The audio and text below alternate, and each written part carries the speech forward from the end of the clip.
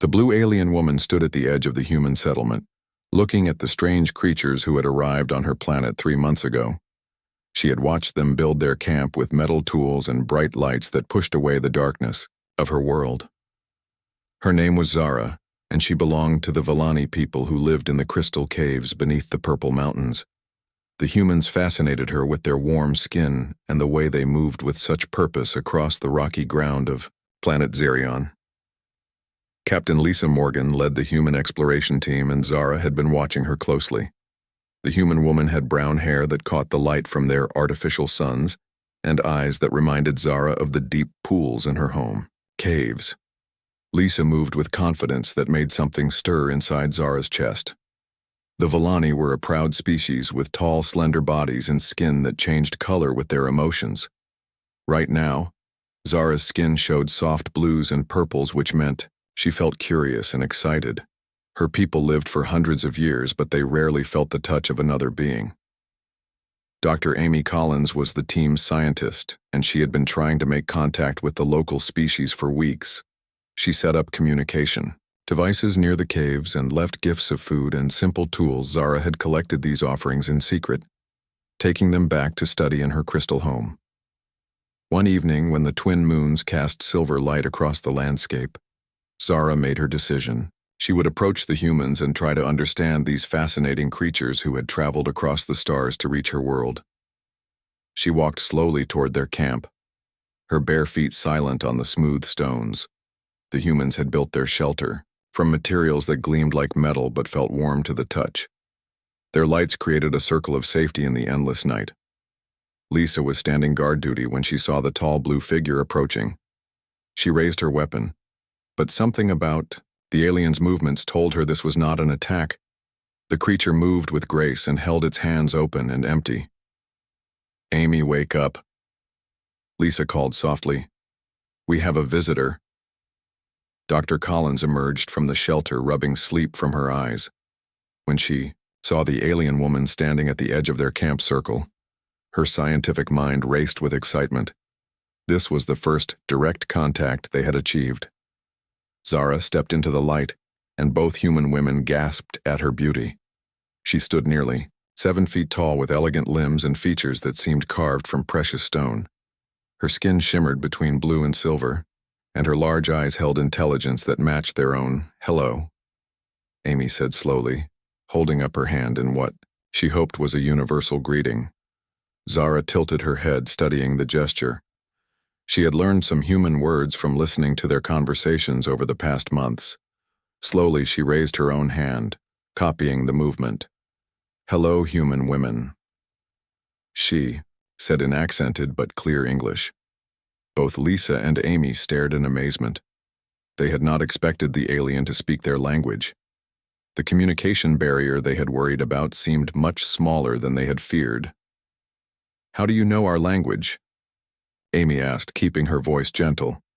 Zara's skin shifted to deeper blue, showing her nervousness. "I listened to your words for many days. I learned from watching you," she explained. "My people have good memory for sounds and patterns." Lisa lowered her weapon completely. "What's your name?" "I am Zara of the Villani people," she replied. "I live in crystal caves below the Purple Mountains. My people sent me to learn about star travelers who came to our world." Amy felt excitement building. This was exactly the kind of contact they had hoped for. "Would you like to sit with us?" she asked, gesturing to the log they used as a bench around their fire. Zara looked uncertain.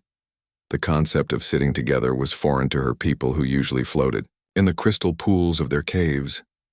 But she wanted to understand human customs, so she nodded and carefully lowered herself onto the log. The warmth from the fire felt strange against her skin, which was used to the cool temperature of the underground caves. She watched the flames dance and felt something she had never experienced before, a desire to be closer to these warm creatures. "Your people live underground?" Lisa asked, trying to make conversation. "Yes, in beautiful crystal formations that sing when the wind passes through them," Zara explained. "We live very long lives and spend much time in meditation and study, but we rarely touch each other." Amy leaned forward with scientific curiosity. What do you mean you rarely touch? Zara's skin color shifted to purple, showing embarrassment. Villani people do not have physical contact like humans do. We communicate through color changes and energy fields. Touch is considered very intimate, reserved only for the most special connections. She paused, looking at both women with her large, expressive eyes. I have watched you humans embrace and hold hands and show affection through contact. I have never experienced anything like this in my 300 years of life. Lisa and Amy exchanged glances, both understanding the significance of what Zara was telling them. This proud alien woman was admitting to a deep loneliness and curiosity about human physical connection. Would you like to try? Amy asked gently, extending her hand palm. Zara stared at the offered hand. Her skin flickered between blue and purple, showing her internal conflict. Everything in her culture told her that touch was dangerous and intimate, but her curiosity about these fascinating humans was stronger than her fear. Slowly, she reached out with one slender finger and touched Amy's palm. The contact sent a shock through both beings. Amy felt the alien woman's cool skin and the energy that seemed to flow beneath it. Zara gasped at the warmth and the strange sensation of connection to another living being. How does it feel? Lisa asked, watching the interaction with fascination. Like lightning but gentle. Zara whispered, like the crystal songs but felt instead of heard. Her skin was now glowing with soft gold colors that neither human had seen before. Is this what humans call pleasure? Amy nodded. Physical contact can bring pleasure and comfort and connection. It's how we show care for each other. Zara looked at Lisa. May I touch you as well? Lisa nodded and offered her hand. The alien woman placed her palm against Lisa's, and both women felt the electric connection. Zara's skin began cycling through colors they had never seen, beautiful golds and warm oranges that seemed to reflect her emotional state. I understand now why humans seem so connected to each other. Zara said, her voice filled with wonder. This touching creates bonds between beings that transcend words. She looked at both women with something that could only be described as longing. In all my long life, no one has ever touched me like this, with kindness and curiosity instead of duty or ceremony. This feeling you have given me is more valuable than all the crystals in our caves. Amy felt moved by the alien woman's confession. Physical affection is something we can share with you if you want to learn more about human customs. Zara's skin brightened to brilliant gold. Yes, please, I want to understand everything about how humans connect with each other. You have shown me that there are experiences I have missed in my long life. Lisa stood up and moved closer to Zara. May I show you how humans embrace? The alien woman nodded eagerly, and Lisa carefully put her arms around Zara's tall frame. The embrace was awkward at first because of their size difference, but Zara quickly adapted, wrapping her long arms around Lisa in return. The sensation was overwhelming for Zara. She had never felt so connected to another being. The warmth of Lisa's body and the steady rhythm of her heartbeat created a sense of safety and belonging that she had never imagined possible. Her skin glowed with warm colors that painted both women in soft light. This is called a hug, Amy explained. Humans use it to show affection and provide comfort. When they separated, Zara looked at both women with tears of joy in her large eyes. Can you satisfy me first with more of these human connections? No one has ever touched me like this, and I hunger for more understanding of your ways.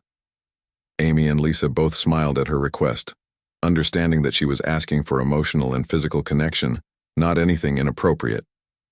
They spent the rest of the night teaching Zara about human customs, showing her how to hold hands and share gentle touches that conveyed friendship and care. As the twin moons set and the alien dawn began to light the sky, Zara's skin had settled into warm golden hues that reflected her happiness and contentment. She had discovered a new aspect of existence that would change her people's understanding of connection and intimacy. Will you teach my people these ways of connection? She asked as she prepared to return to her crystal caves. We would be honored to share our customs with the Villani, Lisa replied. And perhaps you can teach us about your crystal songs and energy fields. Zara smiled an expression that looked surprisingly human despite her alien features. I will return tomorrow with others. From my people who are curious about the star travelers, you have given me the greatest gift possible. The knowledge that connection with others can bring joy and meaning to existence. As she walked back toward the purple mountains, her skin continued to glow with the warm colors of happiness. The human women watched her go, knowing that this first contact would lead to a friendship between their species that would benefit both civilizations. Dr. Amy Collins made notes in her journal about the successful first contact, while Captain Lisa Morgan radioed their ship to report the breakthrough. Both women knew they had witnessed something special, an alien being discovering the Poe.